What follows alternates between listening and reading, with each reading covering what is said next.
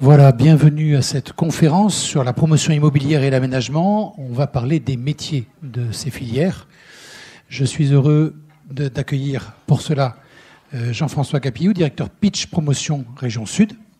Christophe Pérez, vous êtes directeur général de la CERM SA3M.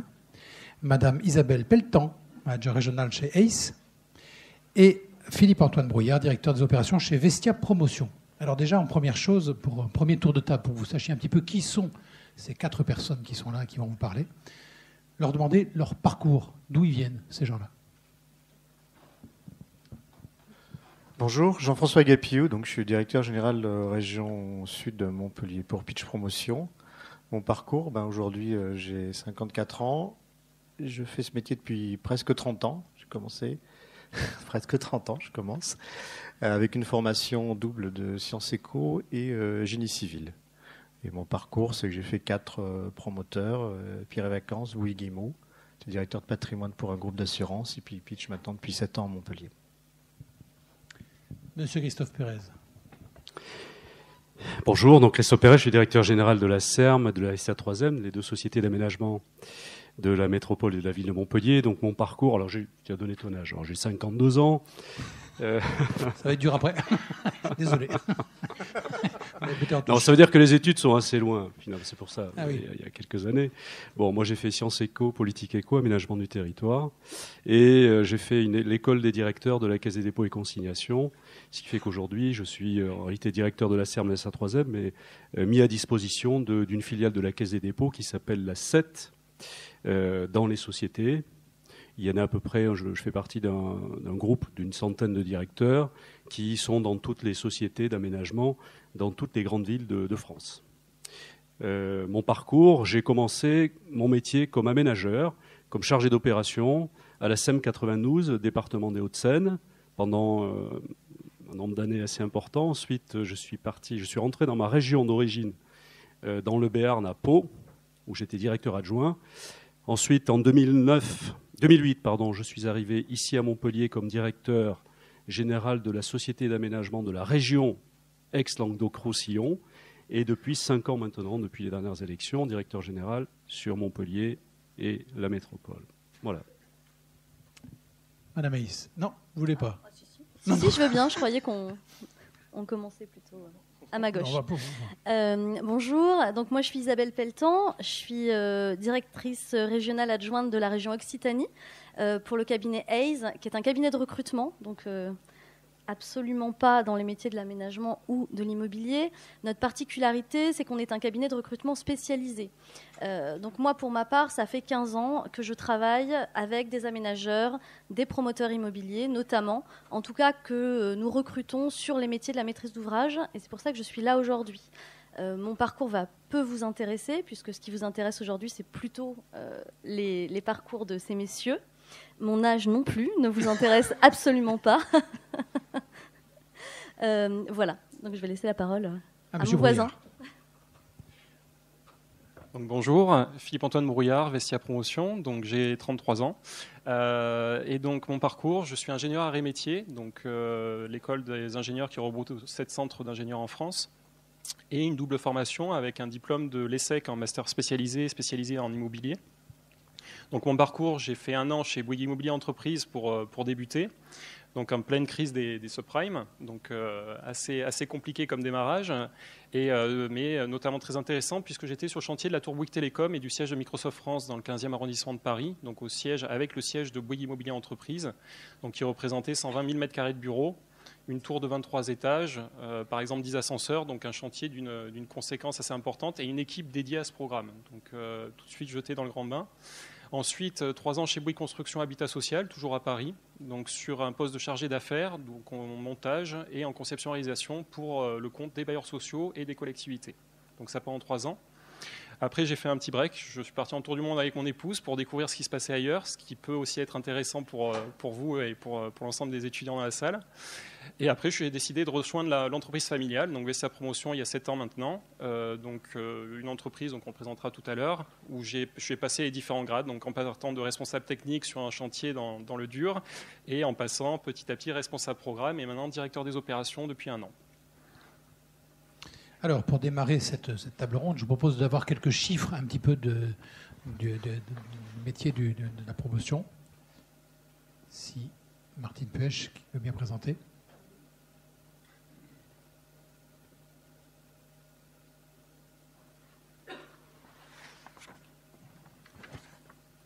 Prends le micro, c'est mieux. Oui, donc quelques chiffres de la Fédération française, de la FPI France, à propos donc de la promotion immobilière. Donc en volume d'activité de la profession, donc en 2017, 43,1 milliards d'euros, 2% du PIB, plus 10% entre 2016 et 2017. La promotion immobilière représente 29 650 actifs, soit plus 6% sur un an. Donc il s'agit des effectifs non salariés et salariés qui étaient présents donc au 31 décembre 2017.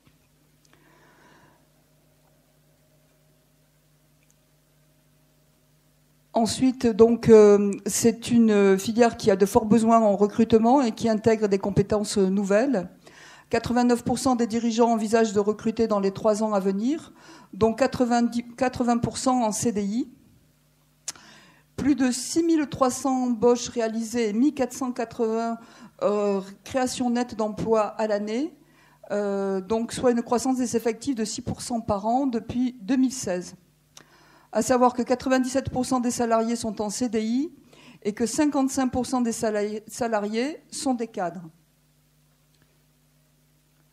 Voilà, donc cette profession a de nouveaux besoins en compétences, avec donc l'apparition du digital de plus en plus présent dans la promotion immobilière, toute la problématique de l'environnement, l'analyse du foncier, l'analyse du cycle de vie d'un bâtiment, la relation client et les services, qui sont donc de nouveaux besoins en compétences qui se traduisent par des emplois dans la data analyst, de développeurs web, de spécialistes BIM, dans le design, le management, le web marketing et puis donc CRM et vente. Donc cette profession a des difficultés à recruter. 71% des promoteurs immobiliers disent rencontrer des difficultés justement pour recruter, en raison de la rareté des profils recherchés et de la concurrence d'autres secteurs qui peuvent être perçus comme plus innovants que la promotion immobilière. Voilà. Alors donc on voit que c'est un secteur d'activité qui est en plein boom, il y a des besoins. Alors dans les deux grands secteurs qui sont l'aménagement et la promotion, on va essayer d'en parler un petit peu plus. Donc côté aménagement, qu'est-ce que c'est que l'aménagement du territoire? Qu'est-ce que c'est et quels sont les profils un peu? Alors en réalité c'est pas très facile à résumer, mais l'aménagement c'est, pour faire simple, la fabrique de la ville. La fabrique de la ville, c'est imaginer les conditions de vie des habitants, leurs orientations, leurs besoins, prendre en compte leurs besoins et l'imaginer, la fabriquer concrètement, c'est-à-dire aménager des terrains et ensuite les commercialiser à des promoteurs, si on fait un lien avec la promotion, qui eux vont construire soit des logements, soit des bureaux, à des opérateurs qui vont construire des équipements publics. Et puis l'aménageur, lui, il va donner toutes les conditions pour que ces constructions puissent se réaliser. Donc c'est un métier qui est assez complexe en réalité, qui demande un éventail de compétences très très large, à la fois de l'étude, des études très en amont, qui peut nécessiter un certain nombre de compétences de sociologues, d'économistes, d'urbanistes, d'architectes. Et puis lorsqu'on se rapproche de la concrétisation, c'est-à-dire la réalisation des travaux, eh bien, il faut faire appel à des ingénieurs de tout type. Et puis ensuite, avoir des capacités à la fois financières, juridiques pour monter des projets, financières pour les monter également, et pour être en mesure ensuite de négociation foncière, pour discuter avec des propriétaires, et de commercialisation, parce qu'il s'agit de vendre les terrains, et également connaître le marché et être capable de s'adapter en fonction de l'évolution de la vie, en sachant que notre métier engage des responsabilités extrêmement fortes, parce que quand on fabrique la ville, quand on l'aménage, eh bien, il faut avoir une vision de long terme, parce que ce que l'on construit, c'est pour au moins une génération, c'est pour 100 ans. Un bâtiment, il va rester longtemps. Et en même temps que l'on imagine le long terme, il faut évidemment avoir beaucoup d'humilité, mais il faut avoir cette obligation, c'est impérieux de penser au long terme. Il faut également penser au quotidien. Le quotidien, c'est la vie des habitants, pour améliorer leur confort de vie, faire en sorte que dans les quartiers qui sont déjà réalisés, participer globalement au fait de régénérer en permanence la ville, de lui donner son attractivité, de répondre aux besoins des habitants, je l'ai dit, mais parce que c'est un élément très essentiel, de prendre en compte également toutes les nouvelles technologies, l'intelligence artificielle. Donc c'est un métier qui est difficile, qui ne s'apprend pas, puisque là on a des étudiants, je vois il n'y a peut-être pas que des étudiants ici, mais qui s'apprend dans le temps long. Et il faut accepter justement de rester dans ce temps long. Ce qui fait que, alors vous donniez tout à l'heure des chiffres de la promotion, l'aménagement c'est encore autre chose, c'est beaucoup plus large en fait l'aménagement. Si je prends un petit exemple aujourd'hui, nous on a les plus grandes difficultés pour recruter. Au niveau national, dans le réseau de la Caisse des dépôts, il y a aujourd'hui, je regardais cela hier avant de venir ici, il y a 60 offres de chargés d'opération, c'est-à-dire des gens qui sont capables d'imaginer leur territoire et de réaliser des aménagements. Eh bien, on n'arrive pas à recruter. Il n'y a personne qui postule en fait. Alors, il y a effectivement des candidats qui postulent, mais qui sont sur des orientations, sur des domaines très très spécialisés. Alors que notre métier nécessite d'avoir des ouvertures d'esprit qu'on n'apprend pas nécessairement à l'école. Alors, il y a beaucoup de métiers qui pourraient former, en tout cas plusieurs formations qui peuvent former à notre métier. Bien sûr, les architectes, on retrouve beaucoup d'architectes, les ingénieurs, TP, les urbanistes, alors qui sortent des écoles de l'université. Il y a aussi des juristes. Mais quand on est juriste, il faut aussi être capable de regarder la partie juridique, la partie financière, pardon. Donc, quelqu'un qui vient dans une formation, soit d'université, soit ingénieur, eh bien, quand il arrive dans notre métier, il faut considérer qu'il a tout à apprendre. Parce que quand même, c'est un métier de multicompétences. Ouais. Et donc, pour nous, c'est aussi assez compliqué. Parce que quand quelqu'un qui sort de l'université ou d'une école rentre dans notre société, c'est un pari qu'on fait sur l'avenir, en se disant on va le former pendant 5-6 ans avec des gens plus expérimentés au-dessus de lui. Et puis, lorsqu'il est formé, s'il a envie de rester, eh bien, on espère qu'il reste, en tout cas qu'il reste dans notre réseau d'aménageurs. Et je constate qu'aujourd'hui, on a du mal à garder nos jeunes qui n'ont plus nécessairement cette ambition de prendre le temps de s'inscrire durablement dans ce métier, qui est un métier du temps long. Parce que pour construire, ça ne se fait pas en 5 minutes, on le sait tous. Entre le début d'une réflexion d'un projet d'aménagement, c'est toujours politique, hein, ce sont des orientations politiques. Entre la première réflexion et la première réalisation concrète, qu'elle soit d'un premier aménagement, une première voirie ou une première construction, c'est à minima 7-8 ans aujourd'hui, compte tenu des complexités, d'abord de la réflexion, mais aussi des complexités administratives qui s'opposent à nous, avant les recours. Avant les recours, je laisserai les promoteurs s'exprimer là-dessus, mais avant les recours, il y a des procédures assez longues et complexes qui tiennent aux prescriptions définies dans le code de l'urbanisme, le code de l'environnement, qu'il s'agit de bien maîtriser, de bien connaître d'ailleurs, parce qu'effectivement, si vous parlez des recours, il s'agit de bien maîtriser, parce qu'ils ne sont pas bien maîtrisés. Si la procédure est mal montée, on peut arriver à 5 ans, 6 ans de procédure, avoir un recours qui vous empêche de réaliser vos projets. Bon. On essaie quand même de s'entourer des meilleures compétences pour éviter ces extrémités.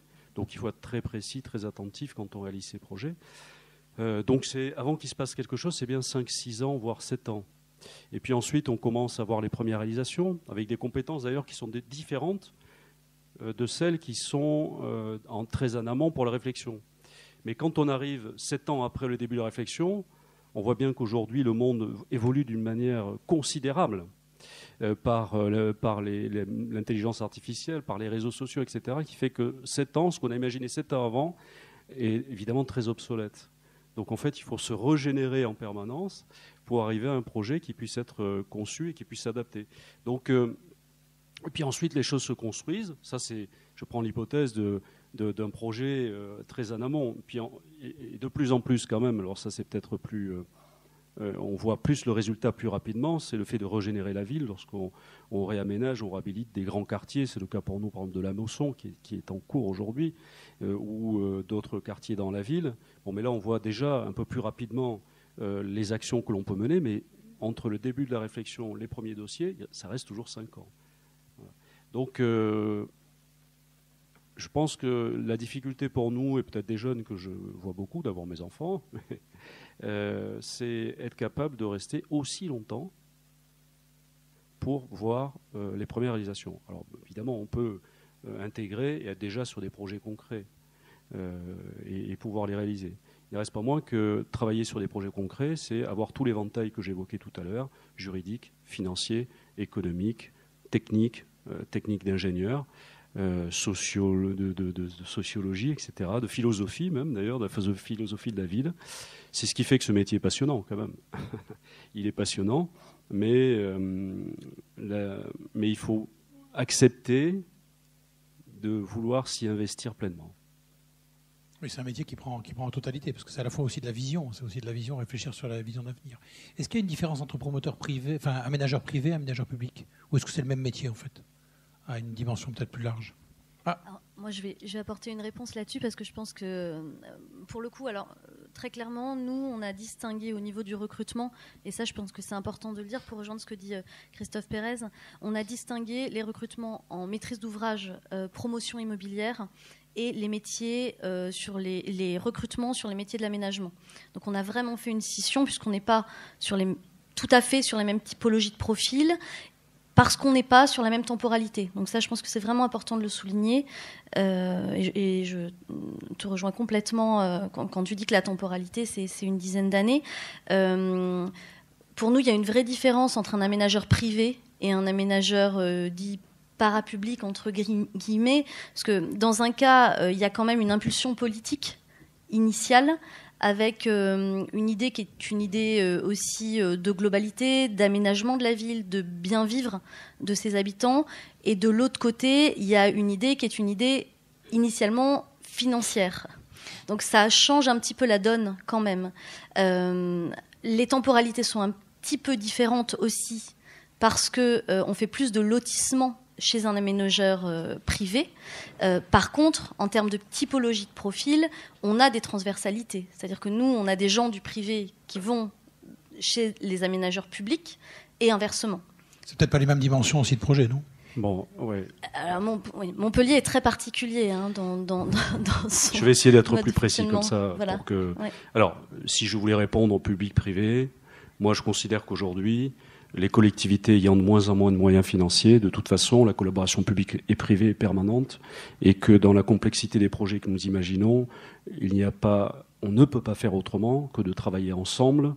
D'ailleurs, nous, en tant qu'aménageurs, on travaille tous les jours avec les promoteurs qui sont à la table ici, mais je vois Laurent Villaret à côté, qui lui aussi est une émanation de aménageurs privés avec qui nous avons évidemment d'excellentes relations, même si on ne travaille pas ensemble, mais on a évidemment des relations, en tout cas, correctes et saines dans la façon d'imaginer la ville.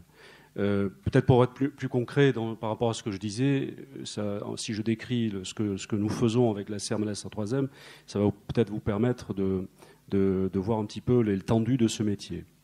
Lorsque nous intervenons sur ce que j'appelle moi le développement urbain, quand nous faisons Port-Marianne, le quartier Eureka, quand nous faisons Aude à la mer, quand nous faisons maintenant le grand quartier Cambacérès, eh bien, on en est des logiques d'expansion urbaine, de développement urbain. Donc, nous aménageons plusieurs quartiers suivant des procédures assez classiques qu'on appelle les zones d'aménagement concertées. Eh bien, avec cette procédure, nous aménageons des quartiers dans lesquels nous avons de la mixité qu'elle soit du logement avec une mixité sociale, en respect du programme local de l'urbanisme, 30% de logement social, 20% de logement abordable, 50% de logement libre. Donc notre travail, nous, c'est de penser très en amont le quartier et ensuite de commercialiser aux promoteurs qui vont réaliser chacun des programmes pris individuellement. C'est réaliser des bureaux, des secteurs de bureaux, mais aussi des commerces et bien sûr des équipements publics, des mobilités. Nous travaillons sur les mobilités, qu'elles soient douces ou avec le tramway, et puis bien sûr les services, les équipements publics, les écoles, les crèches, qui nous arrivent d'ailleurs de construire. Donc une fois que vous avez imaginé toute cette composition, eh bien, nous aménageons et nous vendons les terrains à des promoteurs qui, eux, vont construire.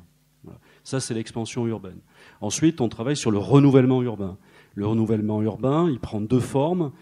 Il y a la forme de la régénération de la ville.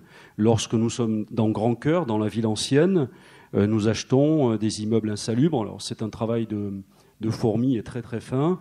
Dans le respect bien sûr de la loi, on achète appartement après appartement d'immeubles insalubres pour prendre la majorité dans les copropriétés, pour imposer à la copropriété des travaux, on refait les travaux, on régénère les immeubles, on rachète des commerces, on les fait occuper par des commerçants, on les revend. Il y a la deuxième partie du renouvellement urbain, qui est celle d'acheter des ténements fonciers dans la ville, où on reconstruit la ville sur la ville, avec des nouveaux quartiers qui permettent aussi de régénérer, d'une certaine manière, du donner du neuf avec du vieux, et puis surtout d'assurer une meilleure mixité à l'intérieur de la ville. Il y a également ce qu'on appelle les quartiers politiques de la ville, les grands quartiers, jadis qu'on appelait la banlieue. Alors sur Montpellier, ici c'est la Mosson, la Paillade, d'ailleurs qui a été construit par la SERM en 1961. D'ailleurs, la SERM a été construite pour réaliser ce quartier. 50 ans après, nous y revenons maintenant pour totalement la régénérer. Il y a 8000 logements et on va complètement transformer le quartier avec des financements que l'on espère obtenir auprès de l'État. On a vu avec Philippe Sauret à plusieurs reprises le ministre du Logement et on le revoit le 30 mars pour obtenir des financements et pouvoir régénérer ce quartier, y introduire de la mixité, remettre des espaces publics, reconstruire du logement libre là où on a une grande partie logement social, retravailler les copropriétés. Ça, c'est pour les quartiers. On a une très grosse activité également en termes de développement économique, c'est-à-dire qu'il ne peut pas y avoir de développement de ville si on n'investit pas le champ de l'économique pour qu'il y ait des emplois. Donc on accompagne les entreprises dans des immeubles que l'on construit. Alors on les construit, on ne laisse pas faire aux promoteurs. Ce sont des pépinières. On accueille ces entreprises, les start-up. C'est le vivier économique de Montpellier, qui sont plutôt spécialisés dans le numérique, l'intelligence artificielle, dans la santé, les biotechnologies. Eh bien, on les incube, ces entreprises, on les accompagne, bien sûr avec la métropole. On leur donne des conditions de travail pour qu'elles puissent se développer, créer des emplois. Et ensuite, on les accompagne dans le cadre d'un parcours résidentiel économique avec des bureaux que l'on construit à côté.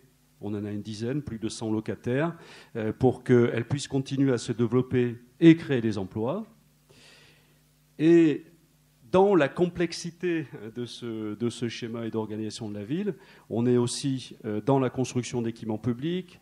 Les halles Les Sacs qui viennent d'être livrées en décembre, eh bien c'est nous qui les avons réalisés, donc travailler avec les commerçants, construire l'immeuble, mais aussi le MOCO, donc le MOCO, le conservatoire régional, les archives, des équipements publics très importants dans la ville, des écoles que nous construisons. Et puis, pour terminer, également, nous amenons l'énergie. Nous sommes propriétaires de toutes les centrales de chaud, de froid et d'électricité de la ville de Montpellier. Il y en a 10. Nous amenons l'énergie dans les quartiers que nous aménageons, de telle manière qu'on amène le juste énergie en fonction du besoin qui arrive avec l'avancement des quartiers. Et puis en plus, c'est une énergie qui est décarbonée, donc on travaille également le développement durable, les énergies renouvelables, avec toute une série de filiales que nous développons, Énergie du Sud, des sociétés patrimoniales en cours de construction, de réalisation, et également sur le numérique pour inventer des plateformes sur lesquelles vont venir se plugger toutes les startups de Montpellier pour donner des services aux habitants. Voilà. Bon, ça vous donne un éventail en fait de ce métier qui est assez complexe, mais qui permet, et ça c'est très intéressant, d'avoir de pouvoir donner toutes les orientations de l'évolution de la ville pour répondre aux besoins des habitants et pour faire que cette ville elle se magnifie en permanence et qu'elle soit belle, voilà, pour Montpellier. Voilà, donc c'est vraiment un métier qui est très très vaste en fait sur l'aménagement. On voit pas trop, on vous voit pas très visible de l'extérieur. En tout cas, on n'entend pas beaucoup parler de la SERM en tant que telle, mais en même temps, c'est vous qui êtes là toujours à imaginer, à créer et à voilà. Alors l'impulsion, alors pourquoi on ne voit pas nécessairement, on ne placarde pas des 4x3 partout, ça n'a pas d'intérêt, parce qu'en fait, nous sommes, alors on dit souvent le bras armé des collectivités. Pour nous, c'est la métropole, c'est bien sûr la ville de Montpellier, des villes de la métropole. Donc nous portons la politique du territoire, des collectivités, et évidemment, nous intervenons pour le compte des collectivités. D'ailleurs, les sociétés, on va prendre la SERM et la SA3M, pour faire simple, je ne vous parle pas des autres, sont présidées, d'abord les conseils d'administration. Ah oui, peut-être que je peux rester 2 secondes là-dessus, de plus. La SERM est une société d'économie mixte, c'est-à-dire qu'elle est composée, c'est une société anonyme de droit privé dont les capitaux sont détenus majoritairement par les collectivités. En l'occurrence pour la SERM, à hauteur de 70%. Les collectivités, l'actionnaire principal est la ville de Montpellier. Ensuite, on a la métropole et quelques communes de la métropole, y compris Palavas d'ailleurs qui est à côté. Et ensuite, dans le collège privé, nous avons la Caisse des dépôts et consignations, la Caisse d'épargne, la CCI. Donc c'est le lieu du public et du privé qui fait que ça nous permet à la fois de mener l'action politique de l'aménagement du territoire, mais avec un accompagnement permanent du privé dans le sens de l'idée qu'un euro public investi ne doit pas coûter à la population, et en plus s'il rapporte, c'est mieux. En tout cas, moi je suis dans cette logique-là, c'est-à-dire que je dirige la société comme une vraie société, et nous ne recevons aucune subvention de la part des collectivités pour réaliser les projets. Par contre, évidemment, elles sont portées par les collectivités et nous nous rémunérons sur le travail que nous faisons. Donc ça, c'est pour la SERM. À côté de la SERM, il y a une société publique locale, c'est la SA3M. Société publique locale, c'est une société anonyme de droit privé dont les capitaux sont détenus à 100% par les collectivités. Là, on inverse. C'est la métropole qui est l'actionnaire principal, la ville de Montpellier, deuxième actionnaire, et ensuite on a 8 collectivités de la métropole sur les 17 communes. Donc l'essentiel, et ensuite on a des sociétés privées, parmi lesquelles Énergie du Sud pour l'énergie, qui sont des filiales de la SERM, et avec qui nous travaillons avec la Caisse des dépôts, la Caisse d'épargne, et puis d'autres opérateurs dans le domaine des énergies renouvelables. Bon, tout ça pour dire que nous sommes dans un dispositif de sociétés qui travaillent, de constellation de sociétés qui travaillent pour le compte des collectivités dans un régime qui est celui du privé, où la rentabilité absolue n'est pas, on ne remonte pas des dividendes à des comme les promoteurs souvent. Moi, j'ai pas besoin de remonter des dividendes, même si c'est bien de temps en temps de pouvoir montrer qu'on verse des dividendes. Ça m'arrive de le faire d'ailleurs, mais on n'est pas coté au CAC 40. Nous, notre seul objectif, c'est d'aménager la ville et que les finances qui nous sont confiées soient parfaitement affectées. Et ça veut dire que les impôts des citoyens, quand on paye des impôts, on sait où ils vont. Et pour ce qui nous concerne, ils vont dans l'aménagement de la ville. Alors, on a bien compris un petit peu tout ce métier-là. Et une fois donc que vos projets sont établis et les projets un peu larges, vous lancez des appels d'offres à des promoteurs. Oui. Et c'est les promoteurs qui, là, tout d'un coup, doivent non pas se battre. C'est quoi alors le métier des promoteurs, tout d'un coup, c'est de répondre quand il y a une demande. C'est quoi? Alors, le métier de promoteur, c'est un métier qui est assez mal connu ou peu connu, même si on est assez nombreux. Mais à l'échelle d'une ville, on n'est pas si nombreux que ça. On doit être une soixantaine, je parle sous le contrôle de Laurent, 70 recensés ou une centaine non recensés, entre guillemets. On a une mauvaise image, parce que souvent on voit le promoteur avec des grosses voitures et qui construit, qui flambe. C'est une image qui est peut-être colportée par certains, mais heureusement, ce n'est pas la majorité. Mais on fait un métier extraordinaire, tout à l'heure je précisais, ça fait 30 ans que je fais ce métier. J'ai eu la chance de commencer comme responsable de programme, contrôleur de gestion, directeur immobilier, donc en tant que maître d'ouvrage, responsable développement. Maintenant, j'ai la chance de diriger une agence régionale. On a une grande variété de métiers. Cette grande variété fait que malheureusement, il n'y a pas de réelle formation complète et totale sur nos métiers. Et aujourd'hui, plus j'avance dans mes projets, plus je suis, entre guillemets, de plus en plus inquiet parce que la maîtrise est de plus en plus complexe et on s'aperçoit avec le temps qu'on la maîtrise de moins en moins parce qu'on est conscient de toutes les difficultés qu'on peut avoir. Alors, pourquoi ce forum? C'est justement pour vous faire connaître un petit peu ce métier. Et notre vrai rôle aujourd'hui, c'est de réaliser donc, des logements, des bureaux, des commerces. Et par rapport au cycle de l'aménageur qui est effectivement sur des cycles de 5 à 10 ans, nous, on est sur des cycles qui s'allongent, malheureusement, de 2 à 5 ans, mais c'est plutôt nos cycles qui s'allongent par rapport, effectivement, au recours. Ça, je ne veux pas aujourd'hui parler de recours, c'est des complexifications aujourd'hui de plus en plus fréquentes. Et en fait, notre métier se déroule en 5 phases essentielles. D'abord, on identifie notre marché, donc il y a une reconnaissance du marketing, du produit, des clients, de la recherche foncière, ou l'attribution foncière, mais qui passe toujours par des concours ou des appels d'offres, que ce soit marché public ou marché privé. Du montage des autorisations d'urbanisme, donc c'est le montage des permis, des projets d'aménagement, des permis d'aménager. La vente de son projet, c'est-à-dire c'est aussi important, c'est-à-dire vendre ses produits, ses logements, ses bureaux, ses commerces, et la construction, qui juste pendant de nombreuses années, c'était la partie la plus facile, entre guillemets, mais aujourd'hui, c'est de nouveau un domaine de plus en plus complexe par rapport aux défaillances et sous-qualification des intervenants. Donc aujourd'hui, sur ces 5 phases, on a besoin pour répondre à différents enjeux. Alors effectivement, les enjeux d'un promoteur sont complémentaires de ceux d'un aménageur. D'abord, c'est effectivement, on l'aide à construire la ville. Nous, on construit des plots par rapport à des plans d'aménagement, où on réhabilite, où on fait dans des diffus conformément aux politiques de la ville, on construit la vie dans la ville. Sociétal, parce qu'on fabrique des logements. Alors effectivement, les logements, on les fabrique sur des durées pour 50 à 100 ans, mais il ne faut pas oublier qu'il y a des gens aujourd'hui qui vivent dedans, donc c'est leur investissement, c'est 40% de leur budget aujourd'hui. Premier poste de dépenses des ménages, donc on a une responsabilité humaine, où de plus en plus aujourd'hui on essaie d'intégrer effectivement nos clients dans nos conceptions. Et puis financier, parce que d'abord ça représente beaucoup d'argent. J'en parlais la dernière fois avec quelqu'un à la Chambre des métiers. En fait, la moyenne d'une PME ou TPE, c'est faire 1,5 million de chiffre d'affaires. Chaque projet immobilier, c'est minimum entre 7 jusqu'à 100 millions d'euros de chiffre d'affaires par projet. Il faut savoir qu'un responsable de programme gère en moyenne entre 3 et 5 projets. Donc il génère à lui seul un volume de 30 millions d'euros, ce qui est à peu près 30 fois l'équivalent d'une PME. Et derrière, on a du coup des objectifs. Alors là, maintenant, j'ai un peu évolué au sein de l'entreprise, dans la mesure où maintenant on est entreprise cotée. Donc on a des notions de cash flow de plus en plus importantes.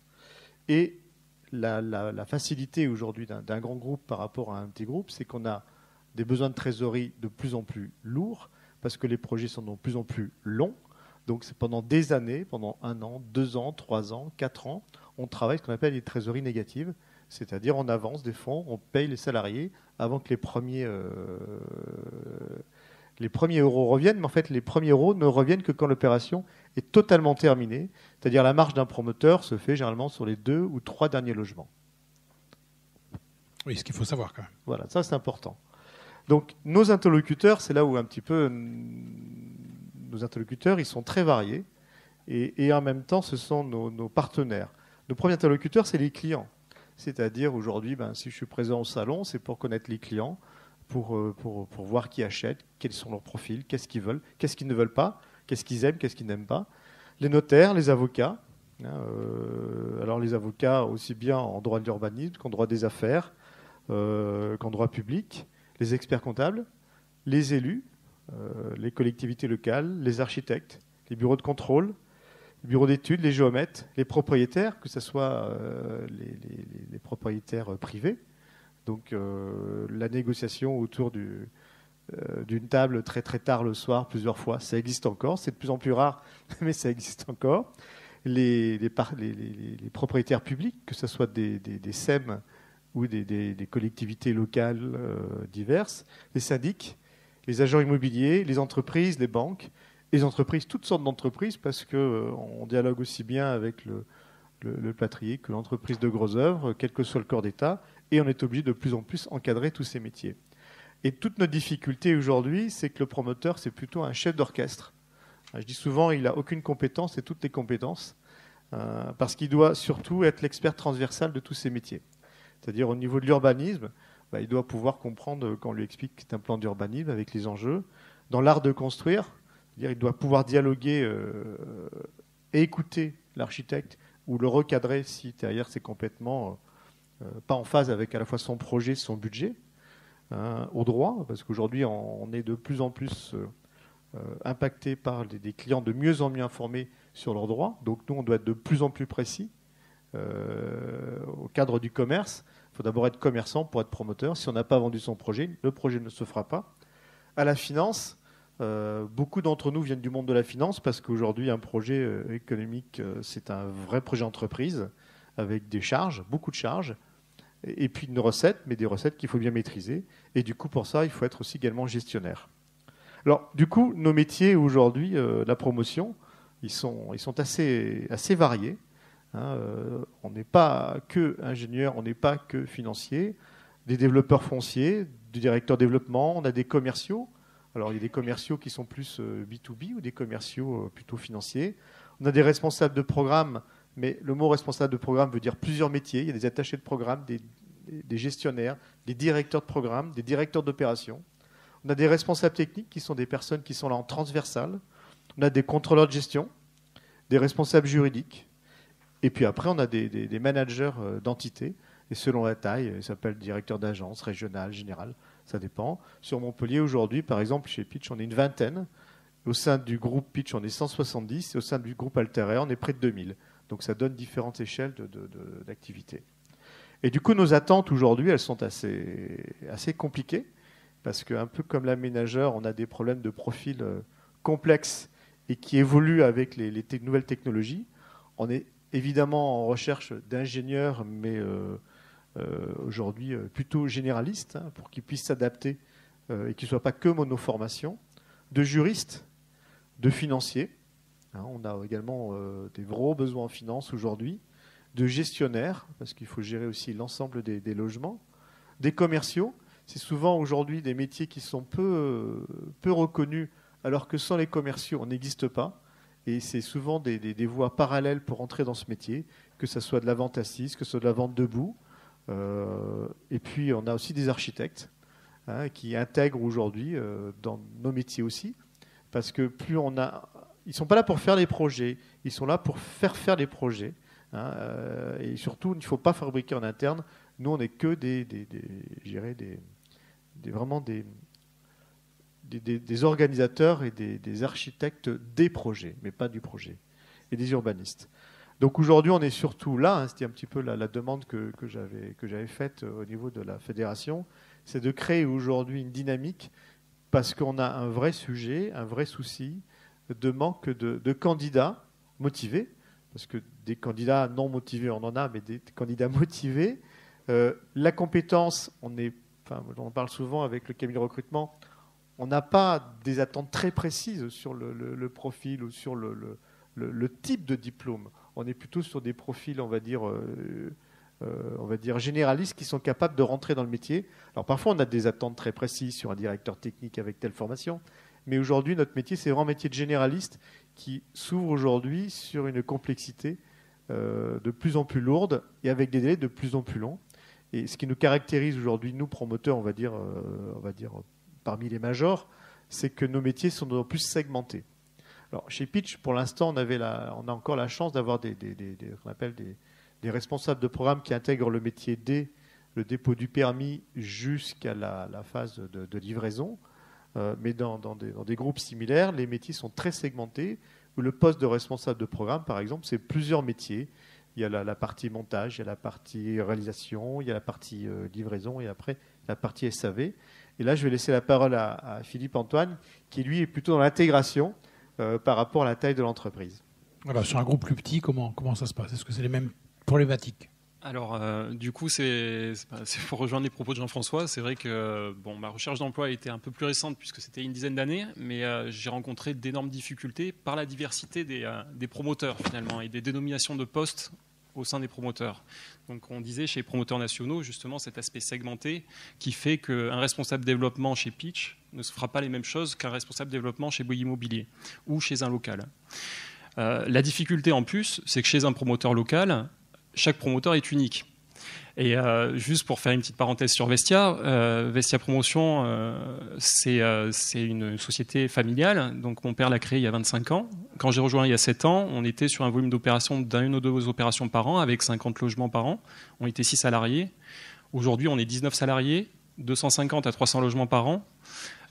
Et avec un volume, une activité territoriale qui s'étend des Pyrénées jusqu'aux Alpes. Donc là aussi, il y a un accompagnement qui peut se faire avec des personnes qui sont rentrées chez nous il y a une dizaine d'années et qui ont progressé avec la structure. Donc par rapport à cette segmentation des profils, c'est vrai que chez un promoteur local, on va avoir une diversité et des opportunités professionnelles plus importantes, notamment sur les fonctions support, qui sont souvent centralisées sur Paris ou dans les sièges des grands groupes. Par exemple, l'assistant juridique. L'assistant juridique est devenu un poste indispensable aujourd'hui, alors qu'il ne l'était pas il y a une dizaine d'années, du fait de la complexité des montages, du fait des recours plus importants et aussi des recours vis-à-vis d'acquéreurs qui sont de plus en plus au fait des règles tout simplement et des normes à respecter. On va avoir aussi des postes de communication. Par exemple, aujourd'hui, la communication sur les réseaux sociaux est indispensable et même y compris un promoteur local. Donc c'est des fonctions qui sont directement intégrées ou qu'on a choisi d'intégrer ou alors qui sont externalisées mais qui font partie intégralement de nos structures. Sur l'aspect en fait aussi organisationnel, on parlait d'organisation plutôt hiérarchique et segmentée chez les promoteurs nationaux. Aujourd'hui, chez un promoteur local, on va avoir plutôt une structure matricielle. Donc, c'est-à-dire que vous allez juste avoir 1 à 2 échelons entre vous et la direction, et aussi des compétences qui vont être beaucoup plus importantes, puisque vous allez pouvoir avoir une responsabilité, vous êtes responsable de votre sujet, en communication avec les différents services, donc de manière matricielle, et en communication permanente avec eux. Et vous allez avoir une autonomie beaucoup plus importante. Après, sur les fonctions dites classiques, comme le programme, le développement, le montage, on va avoir une différence, mais qui va se faire selon les structures. Et les structures, vous allez différencier dans votre recherche par le profil des dirigeants, par le volume d'activité, par la diversité des produits. Donc ces 3 éléments, dans votre recherche d'emploi, vont vous permettre aussi de déterminer un peu la structure de l'entreprise. Donc quand je dis le profil des dirigeants, par exemple, un dirigeant qui va plutôt avoir une formation d'ingénieur va avoir la volonté d'intégrer plutôt des profils ingénieurs, des profils techniques, et au contraire de compléter pour avoir une complémentarité avec des profils commerciaux et juristes. Mais il va quand même avoir ce regard beaucoup plus technique sur la gestion des opérations. À l'inverse, un directeur qui va plutôt être commercial va renforcer ses équipes commerciales parce qu'il va se sentir plus à l'aise et va vouloir externaliser plutôt les fonctions techniques. Donc ça, c'est déjà une première étape, donc voir un peu le profil des dirigeants. Ensuite, après, c'est voir la dimension de l'entreprise, donc le volume d'activité, la diversité des produits. Donc ça va vous permettre aussi de voir la différence qu'il va y avoir au sein de votre panel d'activité. Un promoteur qui va faire que du logement, dans votre gestion au quotidien, vous allez faire que du logement. À l'inverse, un promoteur qui va avoir des produits beaucoup plus diversifiés, type bureau, commerce ou logement, là, vous allez avoir un panel beaucoup plus important de programmes à gérer.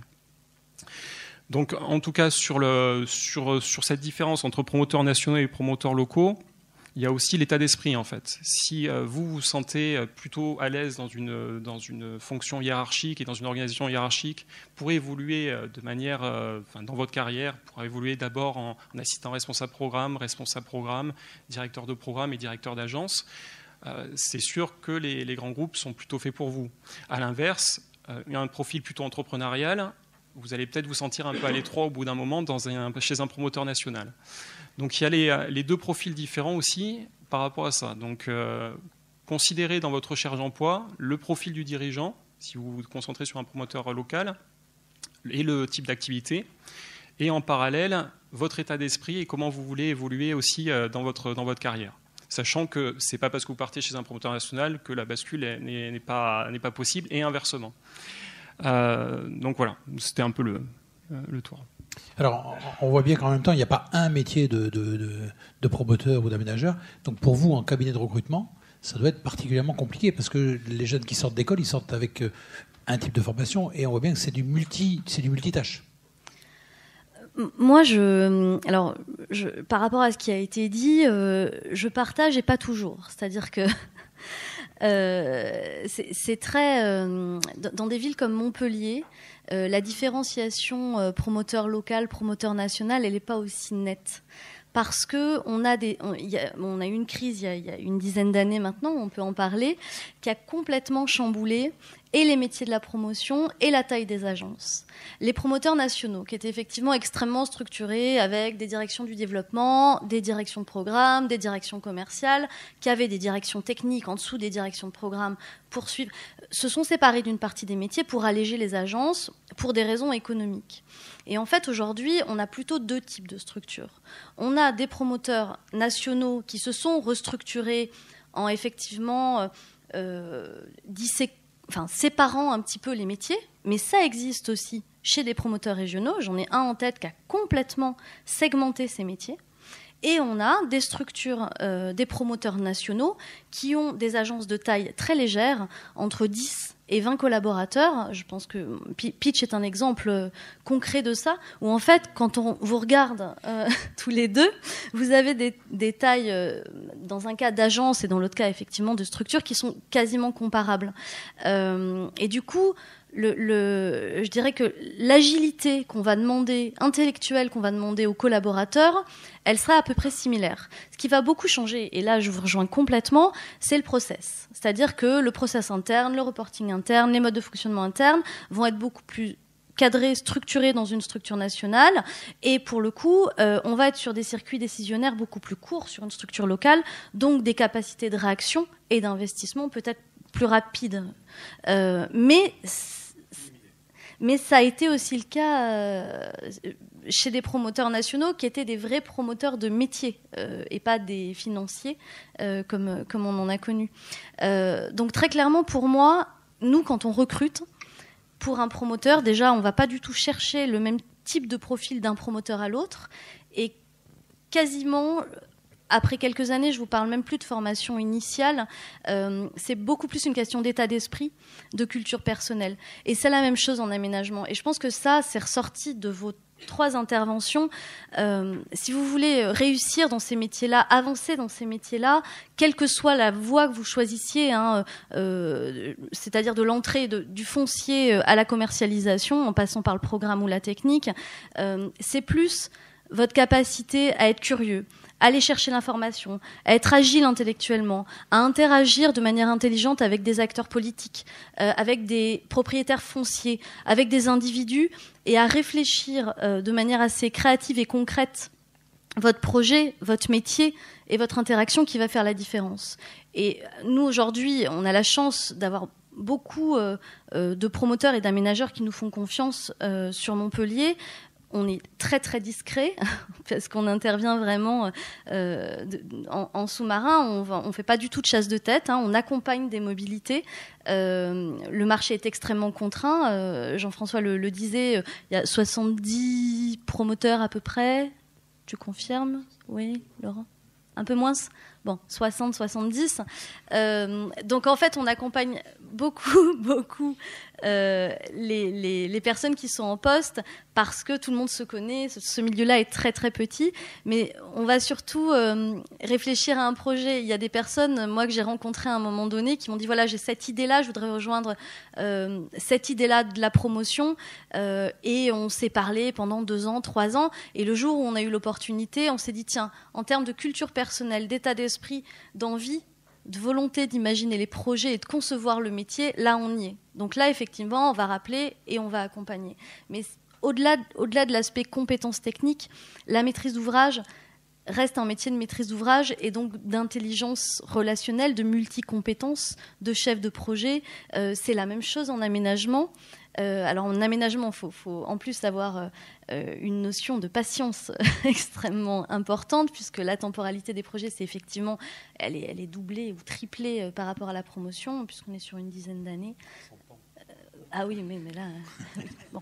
100 ans, c'est beaucoup.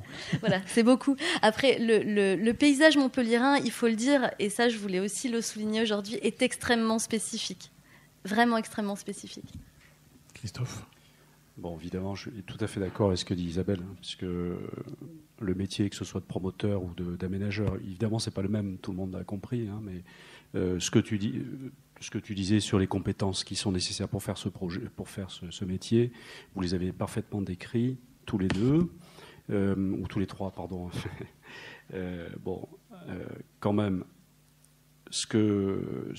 je pense que l'essentiel, en tout cas pour les jeunes qui auraient envie de s'engager dans ce métier, c'est un métier qui est assez concret et on voit ce qu'on fait. C'est-à-dire que c'est un métier qui transforme le paysage, qui transforme les conditions de vie des habitants. Et qui plus est, l'acteur, l'aménageur ou le constructeur, il est aussi habitant de la ville dans laquelle il est. Alors c'est vrai que c'est très différent de faire ce métier à Montpellier, où il se construit 8 000 à 9 000 logements par an, où on reçoit 6 000 nouveaux habitants par an, on est dans une ville qui se développe très fortement, avec des orientations, j'y reviendrai pas, mais très précises, très définies dans le schéma de cohérence territoriale, et qui sont des orientations politiques, mais faire ce métier ici, ça n'est évidemment pas la même chose que de le faire dans des régions qui se déprécient, dans lesquelles on a une baisse de la population. Et quand on est à Pau, à Brive, ou encore Brive c'est la Corrèze, mais quand on est dans la Creuse par exemple, évidemment le métier est tout à fait différent. Il est plus c'est plus un métier qui conduit à régénérer la ville, à retravailler au plus près, raménager avec des moyens souvent qui sont beaucoup moins importants. Et donc évidemment on pourrait penser que ça n'est pas tout à fait le même métier, et je pense que ça n'est pas tout à fait le même. C'est-à-dire qu'il ne faut pas avoir les mêmes objectifs. Quand on est ici, on a un métier de développeur. Quand on est dans des endroits un peu plus dépréciés, eh bien, il faut vraiment beaucoup de patience et beaucoup d'abnégation pour continuer à poursuivre le chemin et améliorer les conditions de vie et régénérer les territoires. Donc, moi, je pense que s'il y avait un petit truc à retenir là, par rapport à ce métier, c'est un métier qui est vraiment porteur de sens, parce qu'il agit directement sur la vie des habitants. Et donc il transforme complètement notre environnement. On sait que cet environnement est en perpétuelle mutation et en mouvement, et qu'il s'agit pour nous de l'accompagner. Et c'est ce qui en fait en tout cas un sujet tout à fait passionnant. Alors on a bien compris, je pense, les différents métiers d'aménagement et de promotion. Est-ce que on pourrait peut-être interagir avec la salle, voir si vous avez des questions auxquelles il pourrait vous répondre. Est-ce qu'il y a des questions dans la salle qui pourraient justement essayer de donner un petit peu vos préoccupations à vous, dans la salle, par rapport à ces métiers ?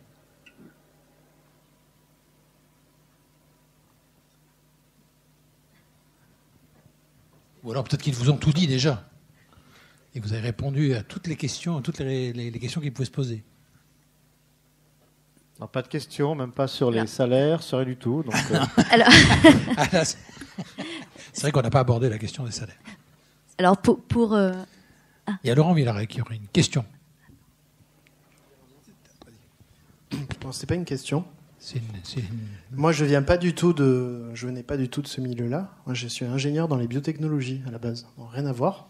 C'était un peu industriel quand même. On dimensionnait des usines dans les biotech. Alors, c'est un peu technique, mais et puis c'était à la fois un peu commercial. Et bon, moi après, c'est des relations qui m'ont amené vers ce métier. Je pense qu'Isabelle Pelletan le sait très bien, puisque j'ai déjà eu la chance d'être recruté une fois ou deux fois par toi. Une fois, je pense. Oui, une fois. Donc allez la voir. Vous avez son portable, on vous le donnera à la sortie. C'est un métier juste passionnant parce que vous êtes à l'interaction de Reprenons l'exemple du développeur, parce que c'est peut-être, Jean-François, le métier le plus pénurique aujourd'hui, ou quasiment le plus pénurique. Je pense que le métier de la recherche foncière, du développement, c'est un métier hyper passionnant, mais c'est surtout la base de notre métier, parce que sans foncier, on ne fait rien. C'est-à-dire c'est notre matière première. Sans pétrole, on ne construit rien. Là, nous, sans terrain, on ne construit rien. Mais le métier de la vente aussi est un métier extraordinaire. Et en plus, il est en pleine mutation, notamment aujourd'hui avec les supports, les nouveaux supports médias, les achats de data, de profils. Donc, c'est des nouveaux métiers.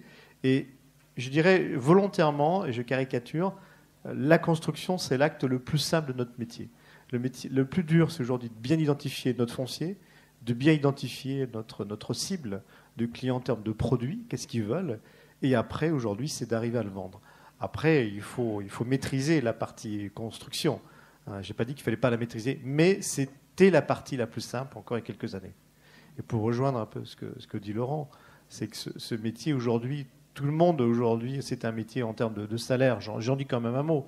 Ce ne sont pas des métiers qui sont mal rémunérés, ce sont des métiers qui sont plutôt bien rémunérés, quelle que soit la fonction. Alors effectivement, il y a beaucoup de mouvements d'un promoteur à l'autre. Je ne sais pas si c'est d'un aménageur à l'autre, si c'est pareil, mais il y a beaucoup de... Les gens bougent beaucoup, tous les 4-5 ans. On a régulièrement des mercatos qui viennent, parfois plus courts pour certains métiers. Les développeurs, c'est tous les 2 ou 3 ans, par exemple. Parce qu'il y a des fortes demandes pour des personnes compétentes aussi. C'est un métier où il faut beaucoup travailler. En général, il n'y a pas de bon salaire sans beaucoup de travail. Je pense que c'est un peu la règle. Je reviens sur le métier de développeur. Il y a 10-15 ans, le métier consistait grosso modo à chercher un terrain et à déposer un permis de construire. Aujourd'hui, c'est juste plus du tout ça. Aujourd'hui, vous identifiez un foncier, vous devez analyser très finement le marché associé à cet emplacement, vous devez avoir des connaissances juridiques parce que la personne qui vous vend, c'est peut-être une entreprise, c'est peut-être un particulier qui a une résidence principale, secondaire, qui a eu un héritage, ou qui est en train d'avoir une succession. Il vous faut donc interagir avec des avocats, des notaires. Il vous faut donc des connaissances commerciales parce qu'il faut bien créer votre projet. Donc si vous créez votre projet, vous devez créer un produit. Créer un produit, ça a un prix. Vous devez avoir même si vous réalisez pas, vous faites de la conception, vous devez avoir des connaissances très techniques parce que vous ne pouvez pas créer une densité sans interagir avec la collectivité. C'est la collectivité qui va vous guider pour adapter la forme urbaine du projet que vous allez insérer au milieu de la ville, puisque la plupart des projets aujourd'hui se font sur des tissus urbains constitués. Quand nous ne sommes pas dans un cas où Christophe Pérez développe un projet de ZAC qui, là, est un nouveau quartier. On est dans un contexte plus différent, un peu plus simple au niveau administratif, juridique au départ, mais beaucoup plus compliqué en termes de conception, puisqu'il y a des exigences architecturales plus poussées, environnementales plus poussées, etc. Donc, si on prend l'exemple, moi j'ai même plus du développeur, mais de la phase conception, c'est passionnant parce que vous êtes à la création de tout, quoi. Et ce que disaient Jean-François et Christophe tout à l'heure, c'est que ce qui est passionnant dans ce métier, c'est que ce que vous créez, ça reste pour 100 ans, et puis vous le voyez, vous prenez votre voiture, vous allez dans la rue, ce que vous avez créé est toujours là. Voilà. Alors en même temps, on voit bien qu'il y a beaucoup de demandes de par les professionnels, et vous avez du mal à recruter. Est-ce que les jeunes ont du mal à se projeter dans ce métier-là, ou qu'est-ce qui fait que c'est ce décalage entre des besoins des employeurs, des professionnels, et en même temps la difficulté d'avoir des jeunes qui osent peut-être aller dans ce métier? Alors, juste avant Isabelle, en fait, je suis un peu sidéré aujourd'hui. Tout le monde, aujourd'hui, veut être responsable de programme. Ça, ce que j'expliquais, c'est que le métier de responsable de programme, ça veut tout et rien dire. Ce que disait Laurent, c'est qu'aujourd'hui, les formations dispensées en tant que responsable de programme sont généralistes. Nous, pour la plupart, sauf peut-être, on a fait des formations dites généralistes et on est passé par toutes les étapes du métier. C'est-à-dire, on ne devient pas tout de suite patron d'un projet. On doit apprendre toutes les étapes. Nous, on a des personnes qui commencent attachées de programme, qui comprennent comment se monte un projet sur le plan administratif, des personnes qui sont dans le développement, chercher du foncier, qui sont dans la vente. Toutes les formations généralistes nous amènent à ces métiers et petit à petit, on apprend le métier de promoteur. Moi, je disais, en 30 ans, je ne maîtrise pas encore aujourd'hui. Je ne sais pas si vous le maîtrisez parce que c'est de plus en plus compliqué, les choses sont plus variées. Donc voilà un petit peu ce que je veux dire, c'est que souvent je vois des personnes qui disent « moi je veux être responsable de programme ». Bon, oui, d'accord, mais avant d'être responsable de programme, c'est pas parce que vous sortez d'un diplôme responsable de programme que vous avez les compétences pour être responsable de programme.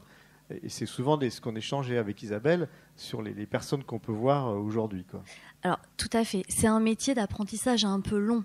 Il faut le dire, que ce soit alors en aménagement, c'est une évidence, en promotion, c'est aussi une évidence.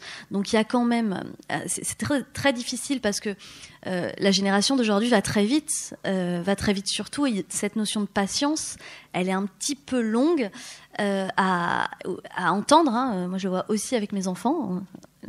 Même principe. Donc il faut faire preuve de patience initialement. Et souvent, on a des jeunes diplômés qui arrivent, qui n'ont pas du tout d'expérience et qui nous disent, voilà, moi je veux être responsable de programme. Alors responsable de programme, oui, c'est-à-dire qu'est-ce que vous voulez faire ? Parce que ça veut tout dire et rien dire, et d'un promoteur à l'autre, ça n'est juste pas du tout le même métier. Moi j'aurais plutôt envie de vous parler dans l'intégration dans le métier. Si vous avez la chance de le faire, je vous conseille vivement de passer par des voies d'alternance, d'apprentissage, par des stages longue durée de 6 mois, même si ce n'est pas prévu à la fin de votre cursus, demandez-le. Vous avez la possibilité de le faire, ce qui fait que vous arrivez sur le marché avec, que ce soit par la voie de l'apprentissage ou par la voie de l'alternance ou par la voie des stages, avec 1 an, 2 ans d'expérience professionnelle qui vous ont permis d'appréhender une petite partie du métier. Mais sur le marché de l'emploi, pour un promoteur, pour un aménageur, et quelle que soit la taille du promoteur, vous arrivez avec une valeur ajoutée parce qu'on sait très bien que c'est un métier où la courbe d'apprentissage, elle est permanente. Moi, c'est un métier que je trouve absolument passionnant parce que vous apprenez toute votre vie. Et je pense que les gens autour de cette table sont passionnés aussi. Et même quand, vous voyez, même comme moi, quand on est un peu connexe à ces métiers-là, c'est absolument passionnant parce que ça évolue. Ça évolue vite. Il y a beaucoup d'intégration de nouveaux métiers puisque c'est forcément sociétal comme métier.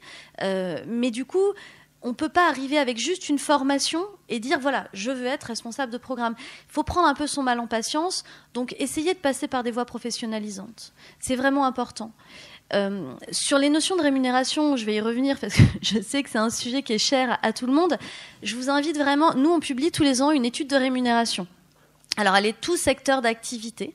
Elle est accessible gratuitement sur notre site. Sur les métiers de la promotion, vous pouvez aller, donc notre site c'est www.ace.fr. Vous pouvez accéder, vous avez une page qui s'appelle Immobilier privé. Là, vous aurez non seulement tous les métiers, mais vous aurez également tous les niveaux de rémunération en fonction de votre niveau d'expérience. C'est la même chose pour l'aménagement.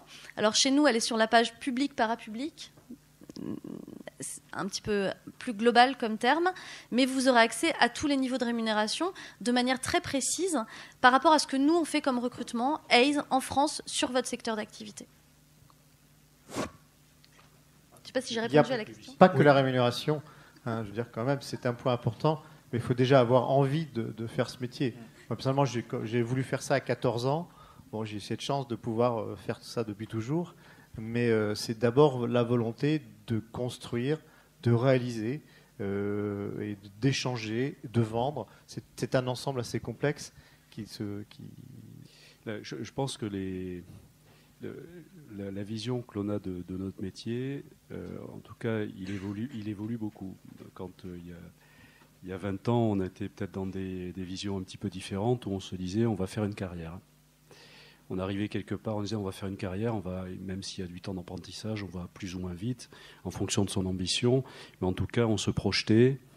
Peut-être que ça nous venait de nos parents. Je ne veux pas faire le vieux, mais quand même, c'était la réalité. Aujourd'hui, la société est différente, ça va plus vite, tu l'as dit. Et donc, je crois qu'il ne faut plus voir notre métier de cette manière-là. Notre métier, que ce soit ménageur ou constructeur, c'est un métier qui porte du sens. C'est celui de fabriquer la ville et de participer à quelque chose qui est plus grand que nous. C'est faire la ville et améliorer les conditions de vie des habitants. Et d'ailleurs, notre propre condition. Donc si on le prend, en tout cas pour les jeunes qui sortent de l'école, qui ont comme ça cette vision de dire, tiens, comment je peux être utile à la société ? En construisant, en aménageant. sachez que dans ce métier, on peut voir tellement de choses et ça ne s'arrête jamais. Parce qu'on est dans la matière du vivant, même si on construit des choses en dur. Et cette matière du vivant, elle change tout le temps. Et donc, moi, je considère qu'on a beaucoup de chance. Finalement, on ne fait pas des machines à outils. Cette fabrique de la ville, eh bien, c'est porteur de sens. Et le fait que ça change tout le temps, ça nous oblige, nous aussi, à évoluer en permanence et d'avoir notre cerveau qui fonctionne tout le temps. Et ça ne doit jamais s'arrêter. Jusqu'au jour où ça s'arrête, c'est terminé. Et ça, je pense pour des jeunes qui se disent, tiens, qu'est-ce que je peux faire? Comment je peux être utile? Eh bien, je vous invite vraiment à rejoindre nos métiers, parce que nos métiers, ce sont vraiment des métiers qui sont en prise avec le vivant. Évidemment, c'est pas médecin, etc., mais c'est en prise avec le vivant. Et quand on fait ça, je vous assure, eh bien, le matin, on est quand même heureux de se lever. Et puis le soir, on se dit, tiens, allez, demain matin, on a encore plein de choses à vivre et puis à partager, parce que c'est un métier très collectif. Vous l'avez dit, là, très bien, c'est très collectif. C'est aussi très humain. Et donc, de fait, très humain. Là où, il y a 20 ans ou 25 ans, je me souviens encore, avec des grands architectes qui sont encore là, ils ne sont pas tous morts, quand ils nous expliquaient, quand ils arrivaient dans une ville, ils montaient, ils demandaient à la tombée de l'avion, ils demandaient aux gens qui venaient les chercher en grande pompe, ils leur disaient « amenez-moi au point le plus haut de la ville », et puis ils racontaient leur vision du territoire. Ah mais tout ça c'est fini. Hein. Hier je voyais Chemetov qui était là, que je respecte beaucoup, c'est un monsieur ça fait 70 ans qu'il fait ce métier-là, d'architecte, pour ceux qui le connaissent. Il vient d'écrire un bouquin d'ailleurs, et donc évidemment on est extrêmement respectueux de tout le travail qu'il a fait. C'est un très très grand architecte, mais c'est surtout quelqu'un qui a aussi beaucoup d'humilité sur ce qu'il a fait et sur ce qui reste à faire. Et ils ne sont pas tous comme ça. Donc la façon dont on vit maintenant notre métier, je crois qu'il est beaucoup plus humain, mais il est aussi beaucoup plus en lien avec la société, quoi. Quand on voit les gilets jaunes, j'espère qu'ils ne vont pas rentrer tout à l'heure, mais ce qu'on a besoin, c'est plus de reconnaissance, tous. Et cette reconnaissance, je crois qu'on peut le trouver vraiment dans ce boulot-là, dans ce métier, parce qu'on le fabrique et on le fait avec les autres. Voilà. Et ce que l'on fait, ça se voit. Vous voyez, juste un truc, il y a 2 jours, j'étais au salon de l'immobilier international, ce qu'on appelle le MIPIM. Vous avez toutes les grandes villes du monde qui viennent présenter leurs projets. Alors nous, on y est, bien sûr. On fait le job, on va présenter nos projets, etc. Et donc, on voit de magnifiques réalisations, des tours, enfin, de très, très belles choses. C'est un peu le monde, c'est à Cannes. Et on monte les marches, elles ne sont pas rouges, mais enfin, c'est pareil. C'est assez jet set. Et puis le soir, je rentre vite. Jeudi soir, oui, pardon.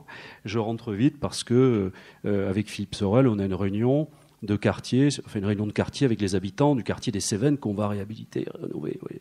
Donc je disais, je redescends sur terre. En tout cas, je suis pas monté, mais donc il faut avoir aussi cette humilité de se dire qu'on fait quelque chose qui est utile. Voilà. Et c'est passionnant.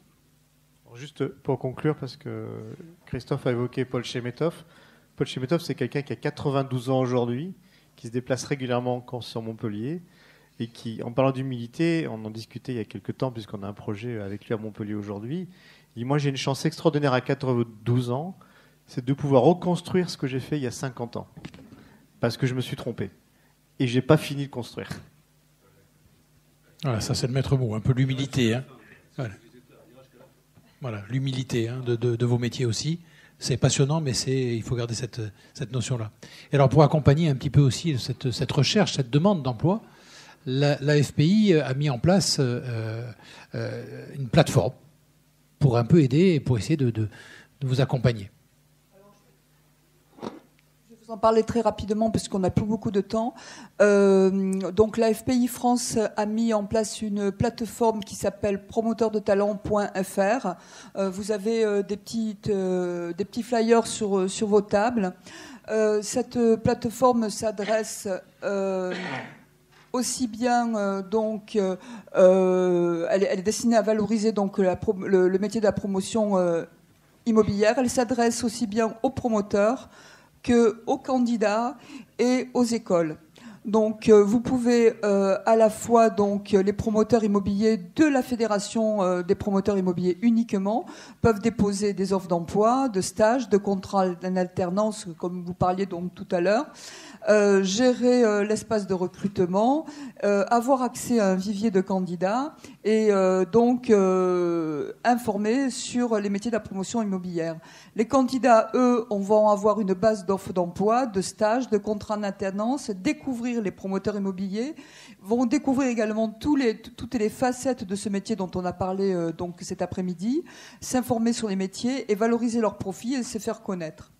Voilà, et les écoles, elles, peuvent accéder à une base d'offres d'emploi, de stages, de contrats en alternance pour leurs étudiants, et puis également présenter leur formation. Voilà, je ne vais pas vous faire une démonstration parce qu'on n'a pas trop le temps.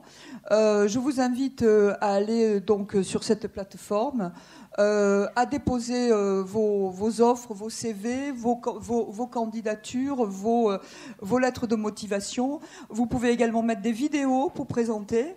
Il faut savoir que cette plateforme a été lancée il y a 1 mois, donc il est temps que aussi bien les promoteurs que les étudiants et que les écoles la renseignent le plus possible.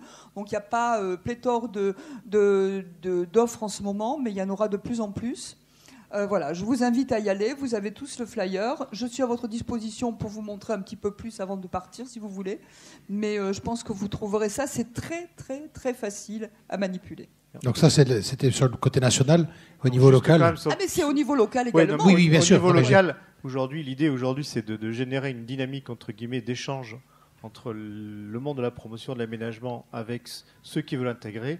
Donc aujourd'hui, on va essayer de renouveler ce type de communication ou type d'information pour qu'il y ait vraiment une sorte de transmission le plus important, parce que nous, on a besoin de transmettre pour pouvoir ensuite mieux faire demain. Alors, c'est bien une plateforme avec où vous cherchez par région et par secteur. Hein. Puisque c'est la seconde de la publicité. Donc je vous invite, pour ceux qui sont intéressés, c'est d'aller sur le site internet de la CERM et de la SA3M. Vous verrez ce que nous faisons. Bon, en fait, nous sommes la plus grosse société en France d'aménagement d'entreprises publiques locales, 130 collaborateurs. En général, dans les EPL, dans les villes, y compris d'ailleurs à Lyon ou à Nantes, ils sont 70. Simplement, nous, en moyenne, c'est 25. La grosse différence, c'est que nous embrassons tous les métiers de l'aménagement, vous l'avez compris. Donc, je vous invite à aller sur notre site si vous êtes intéressé.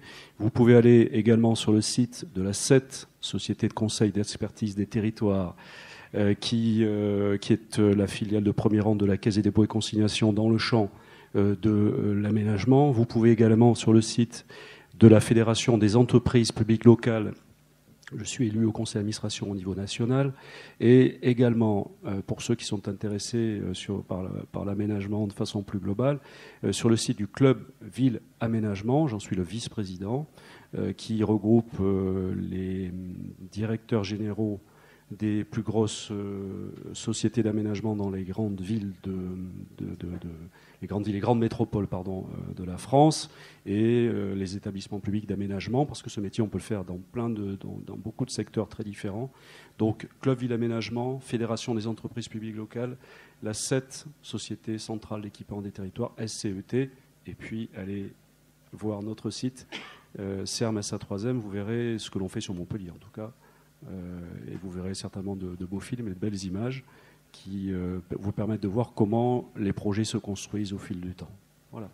Et puis, Madame Pelletan, on peut aller aussi... on a la pub, alors allons-y.